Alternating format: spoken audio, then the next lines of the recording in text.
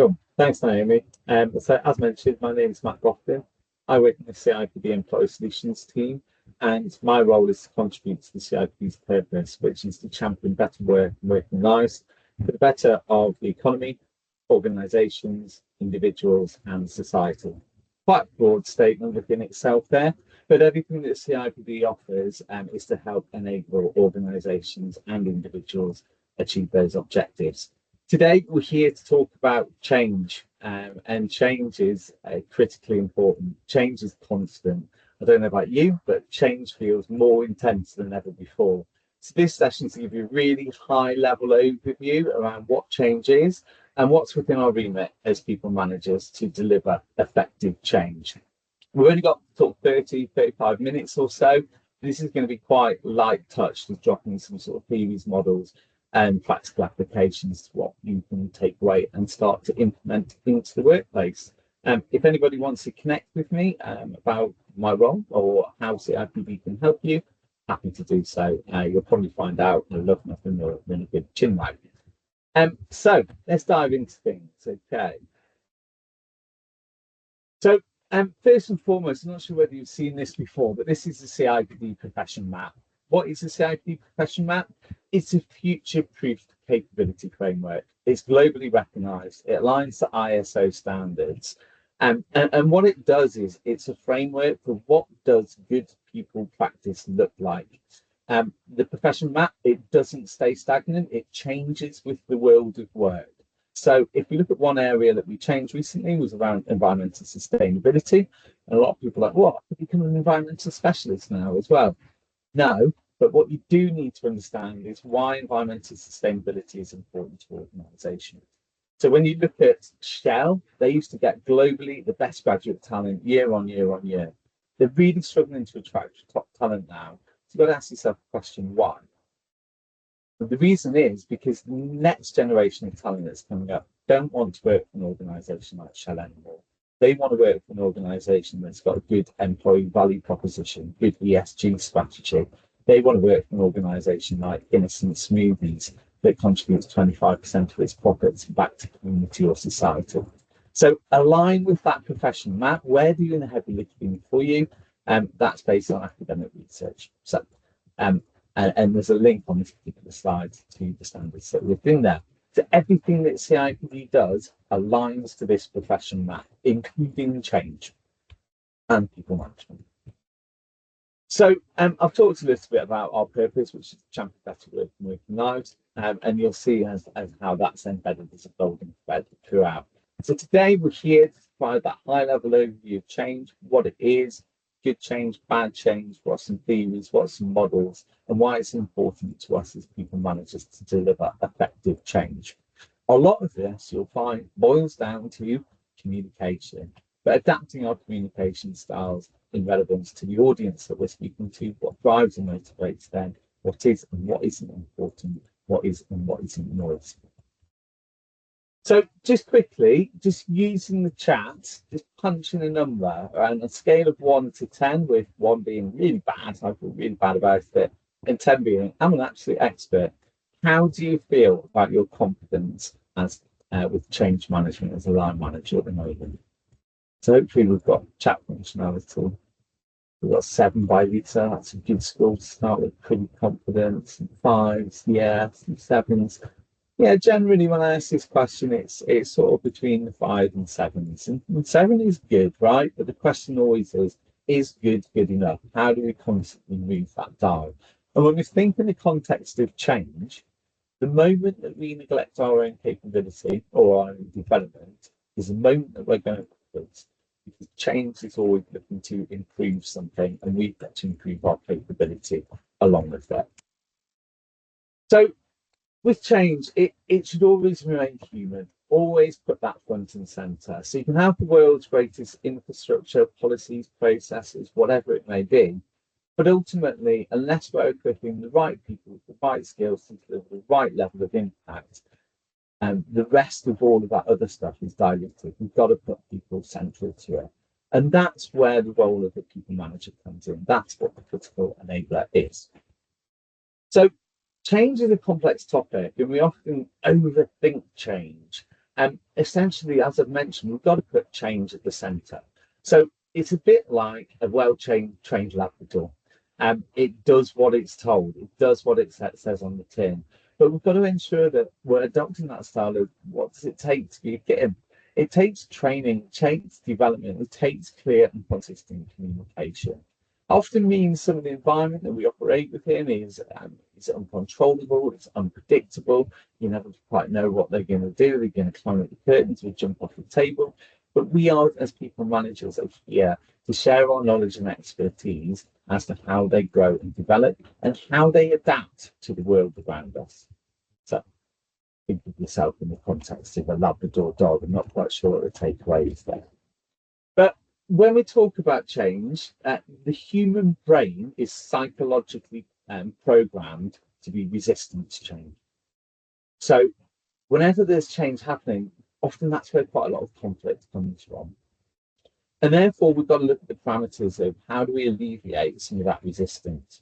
So constant, clear communication, make sure we've got a clear vision and mission and purpose. So what is it that we're looking to change, why and how? And making sure that we're making sure that we put humans for the front and centre of it. Where people feel disengaged, it's where they haven't got any engagement. The communication isn't clear, it's not consistent. The leadership is not given that direction of what's being done. And then there's uncertainty around how we're going to navigate that complexity. To take that simple formula model, when we're talking about change, whether it's transformational change or if it's a system or process, think about how we ensure that we can adopt that change effectively as possible. So I don't know about you,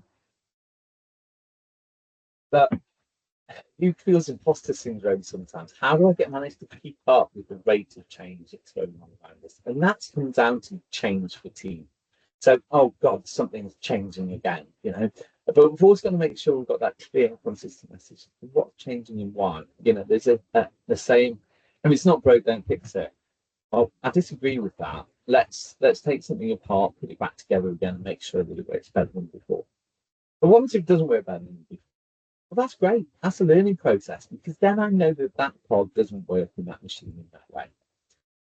So ways of identifying it is lack of participation or silence in meetings. There could be an increase in sick leave or lack of presenteeism.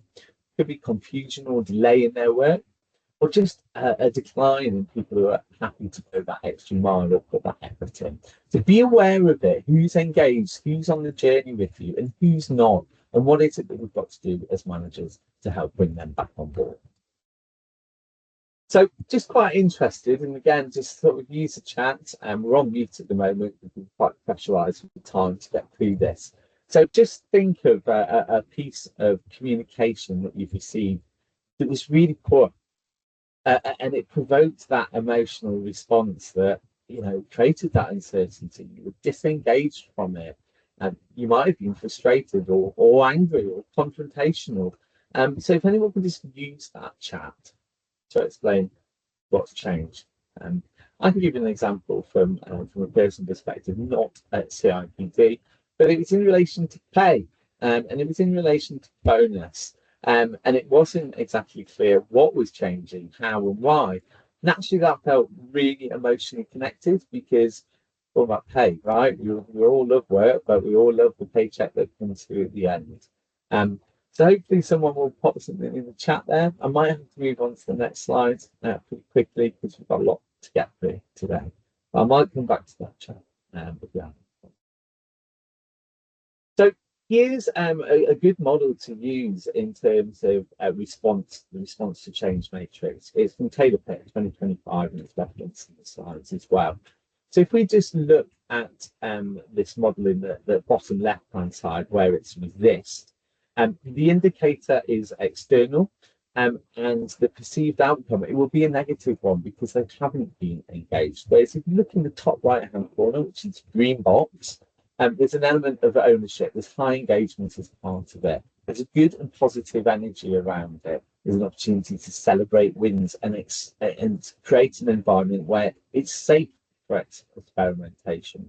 Social learning is some of the best learning that's out there. And how do you ensure that we create that collaborative? When we look at the top left-hand bottle around reconnecting, it's all more about interpersonal conflict. So they're worried personally about what the outcome is.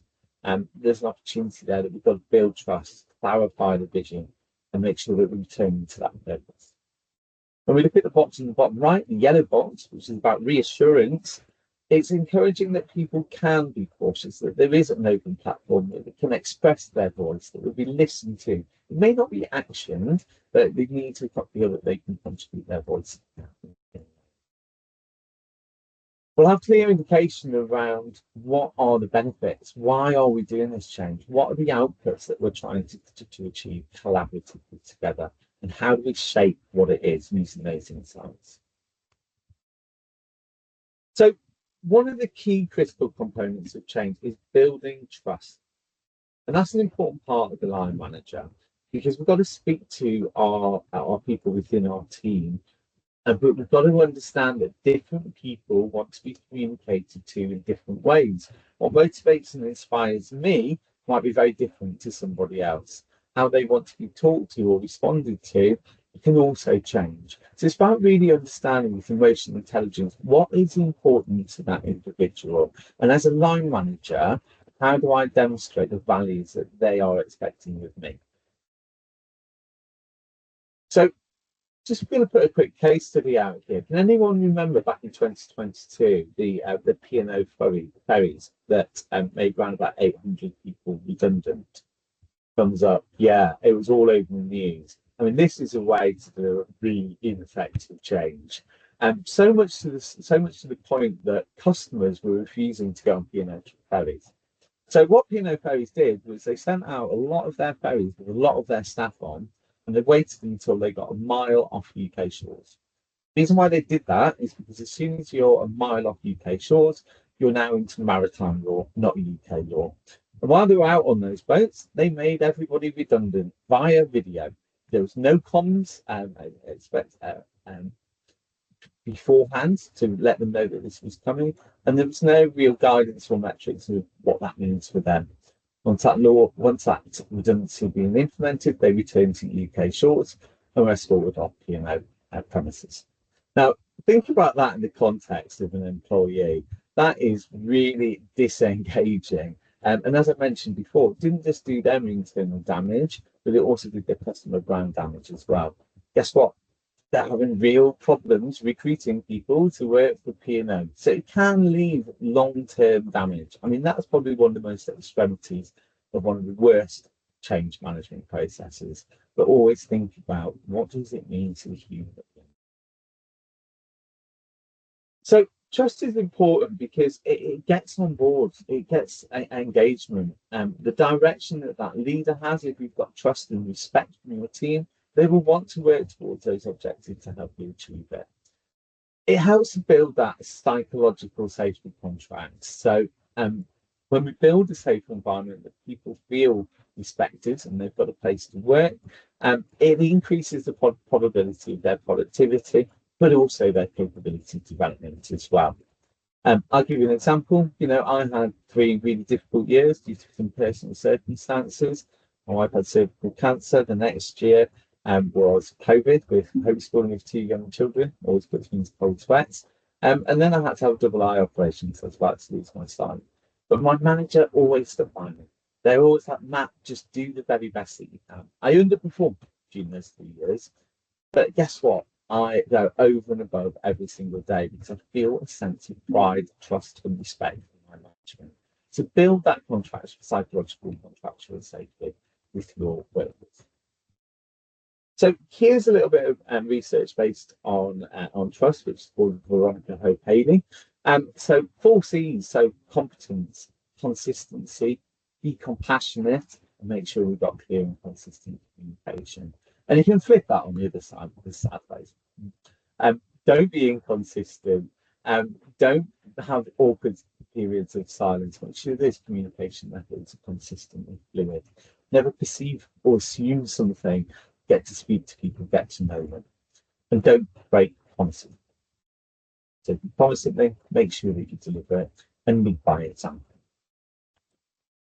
So Communicating change with a trust element. So always make sure that you've acknowledged what the individual is saying. So it's perfectly fine to bounce that back, or it's perfectly fine to get some clarification. Or can I just check what you're saying?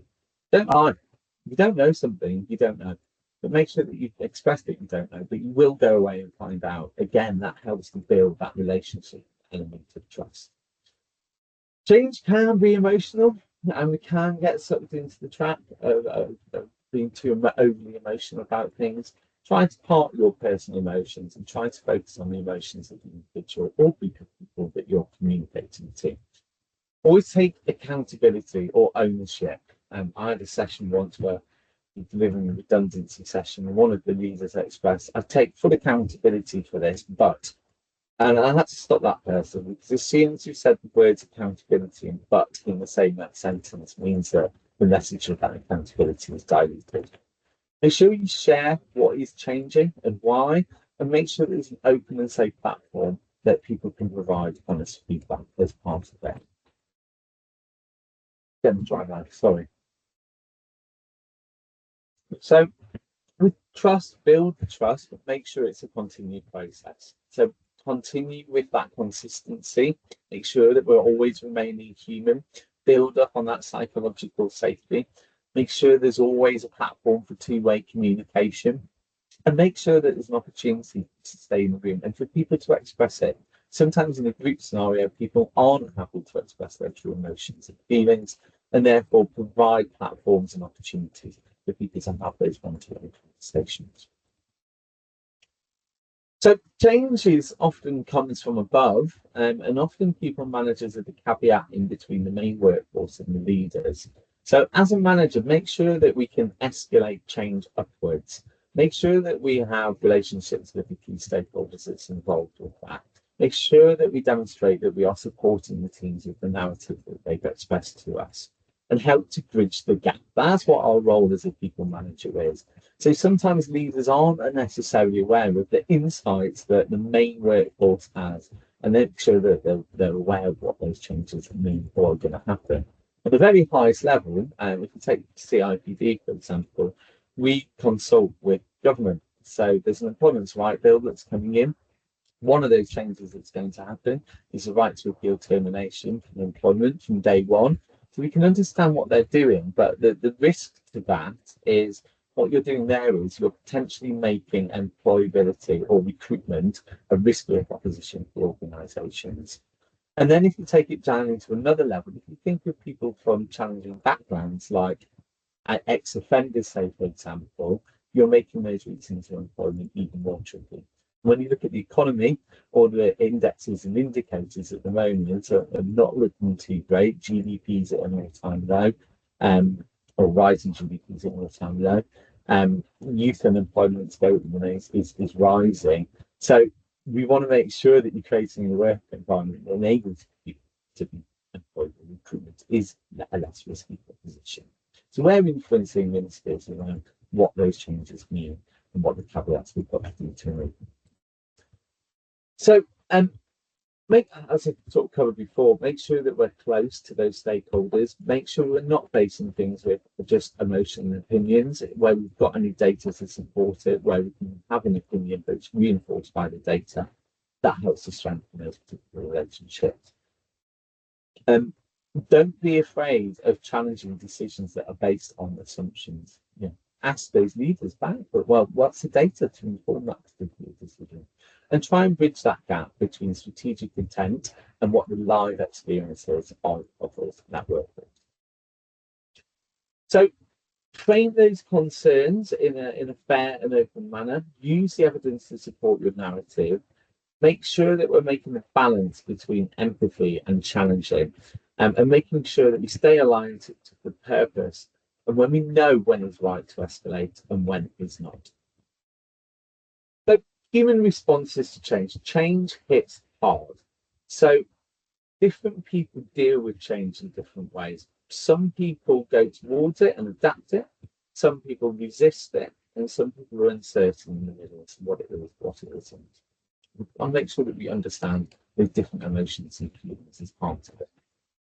So there is a formula for anyone who does a bit of algebra. I got lost in this one, but this is a way to evaluate what your change readiness is. So how adaptable are you to change? And you can use this with your team as well. We often talk them through it.